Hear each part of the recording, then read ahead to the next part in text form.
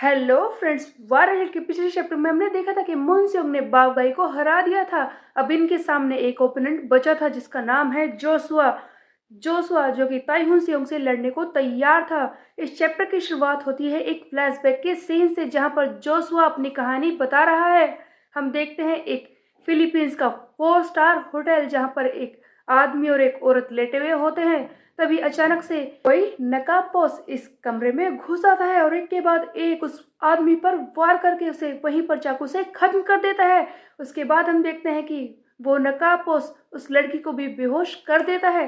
तभी पीछे से इसका एक साथी आता है और वो कहता है कि हे, तुम हमेशा काम ही क्यों करते रहते हो जबकि तुम्हारे सामने एक फॉरेनर आदमी है और एक ये सुंदर सी लड़की। क्या तुम्हें मजे नहीं लेने चाहिए थे? क्यों, मैंने सही कहा ना जोसुआ? तो बेसिकली ये जोसुआ है। जोसुआ अपनी कहानी में बता रहा है कि वो क्या काम किया करता था। जोसुआ अपनी कहानी में आगे कहता है कि मेरे बहुत सारे अंकल्स थे क्योंकि मैं एक अनाथ था। बेसिकली मैं ये भी नहीं कह सकता कि मैं शुरुआत से ही अनाथ था क्योंकि मेरे फादर नहीं थे और मेरी मोम, उनके बहुत सारे दोस्त थे। ये सारे अंकल्स जो हमेशा मेरा ध्यान रखते थे।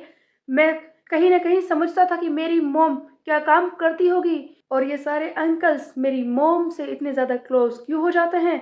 वैसे मैं जानता था कि वो क्या काम कर रही हैं, लेकिन मुझे इस बात से कोई परेशानी नहीं थी क्योंकि मैं समझता था कि मैं छोटा हूँ और मेरा ध्यान रखने के लिए उनके पास कोई और ऑप्शन नहीं है और शायद इसीलिए उन्होंने ये काम चुना होगा। आगे जोसुआ अपनी मोम के बारे में बताता है कि मेरी मोम, उन्हें सॉन्ग लिखने का बहुत ही ज़्यादा शौक है। वो हमेशा लिरिक्स लिखा करती थी और उसके साथ एक रिसिप्ट जो हमेशा उनके साथ रहती थी उसे देखा करती थी। मैं अपनी मॉम से ये बात जानना चाहता था कि वो ये पुराने रिसिप्ट संभाल कर क्यों रखती है और मैंने उनसे कई बार ये पूछा भी था, लेकिन कभी भी उन्होंने मुझे जवाब नहीं दिया। उनके वो गाने जो वो लिखा करती थी, इन रिसिप्ट को देखकर उनमें भी बहुत ज्यादा अकेलापन दिखाई देता था। ऐसा लगता था कि वो कुछ ढूंढ रही है, उनके अंदर उदासी भरी हुई थी। मैं फिर काम करने लगा था। अब मैं बड़ा हो चुका हूँ। मैंने सोच लिया था कि मैं अपनी मॉम का सपना पूरा करूंगा। मैं उन्हें एक सॉन्ग राइटर बनाकर ही रहूंगा, बट जिंदगी हमें इसका मौका भी नहीं देती और मेरी मॉम को भी इसका मौका नहीं मिला। एक दिन वो अचानक से मुझे मिली। बहुत ही घायल थी वो।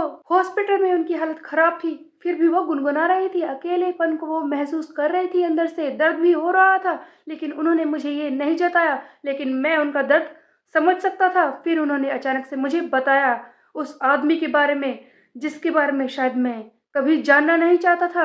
उन्होंने मुझे एक नोटबुक उठाने को कहा, वही नोटबुक इसमें वो पुराने रिसिप्ट थी। मोम ने मुझे बताया कि इन रिसिप्ट पे मेरे डैड का नाम लिखा हुआ है। ये सारी रिसिप्ट उस आदमी ने भेजी थी जो इनका कस्टमर था, जो कोरिया से आया था बहुत सालों पहले, और उसने ये कचरा फेंका था। बस मेरे डैड के नाम पे मेरी मोम के पास यही था, उसका फेंका हुआ कचरा। पुलिस ने उस आदमी को ढूंढ निकाला था जिसने ये एक्सीडेंट किया था।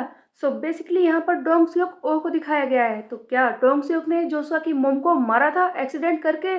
तब आगे जोशुआ कहता है कि मेरा डैड वो भी इसी की तरह ही एक इंसान था जिससे मैं नफरत करता हूँ। मेरी मोम आखिरी वक्त तक उसे याद करती रही। वो हमेशा उस रिसिप्ट को देखकर गाने लिखा करती थी। उनकी उदासी मैं तब समझ नहीं पाया था, लेकिन अब ये बात मैं समझ सकता हूँ कि वो कितने दर्द में रही होगी।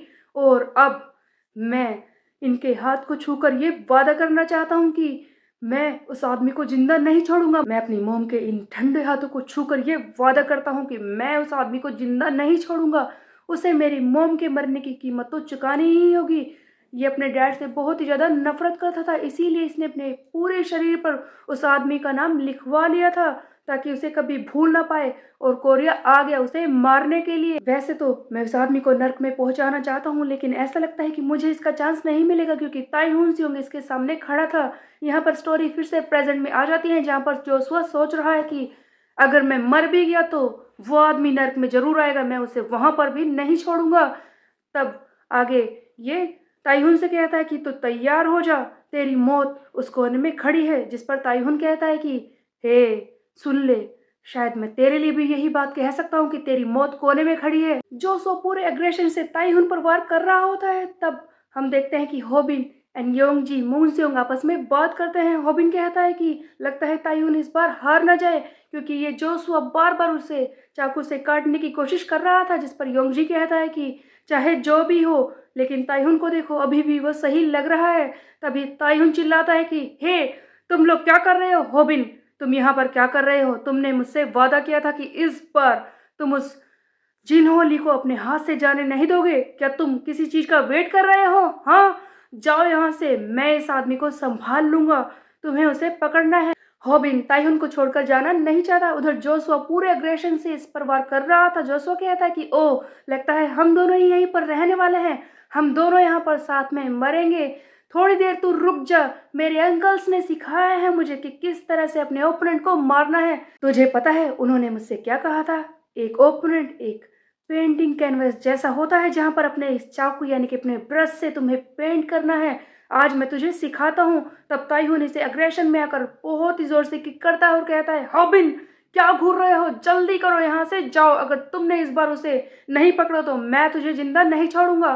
तब योंगजी फिर से पूछता है कि हॉबिन, अब हम क्या करें? देखो, मैंने मांगी है वांग को कार में पहले ही डाल दिया है, हमारे पास मौका है उसे पकड़ने का, और तुम ही बताओ कि अब हमें क्या करना चाहिए। जिस पर हॉबिन अभी भी सोच रहा है कि क्या वो ताइहुन सियोंग को यहाँ पर अकेले छोड़कर जाए, क्योंकि इस जोसुआ के हाथ में नाइफ है और वो अलग ही तरह से वार कर रहा था।